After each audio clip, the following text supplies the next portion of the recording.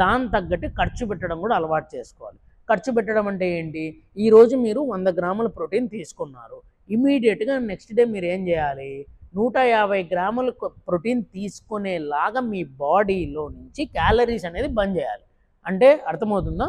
మీరున్న బరువులో నుంచి అథ్లెట్ లాగా అయితే మీరు కార్డియో చేసే ఉద్దేశం ఉంటే 1.5 గ్రాము ప్రోటీన్ అనేది కంపల్సరీగా మీరున్న బరువులో నుంచి తీసుకోవాలి. కేజీకి 1.5 గ్రాము. ఏది?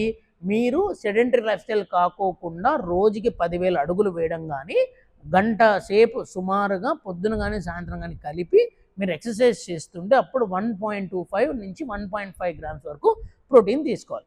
ముందు రోజు మీరు మంచి ప్రోటీన్ ఇచ్చినప్పుడు నెక్స్ట్ రోజు కనీసం దాన్ని మీరు స్పెండ్ చేయకోకుంటే ఆటోమేటిక్గా ఏమవుతుంది అంటే మీరు తీసుకున్న ప్రోటీనే మరి గ్లూకోజ్గా కన్వర్ట్ అవుతుంది. ఎప్పుడైనా గుర్తుపెట్టుకోండి, మీరు తీసుకున్న మ్యాక్రో న్యూట్రియంట్స్ ఏవైతే, అది కార్బోహైడ్రేట్స్ కావచ్చు, ఫ్యాట్స్ కావచ్చు, ఫైబర్ కావచ్చు, ప్రోటీన్ కావచ్చు, ఈ మ్యాక్రో న్యూట్రియంట్స్ అన్నీ మీరు తీసుకున్న తర్వాత ఆ లైఫ్ స్టైల్కి తగ్గట్టు మీరు ఖర్చు పెట్టడం నేర్చుకోకుంటే ఆటోమేటిక్గా తీసుకున్నదంతా తీసుకొని మిగతాది ఫ్యాట్గా స్టోర్ చేస్తాయి. సో ఈ ఇబ్బంది రాకూడదు అంటే తీసుకోవడం ఎంత ఇంపార్టెంటో ఖర్చు పెట్టడం కూడా అంతే ఇంపార్టెంట్.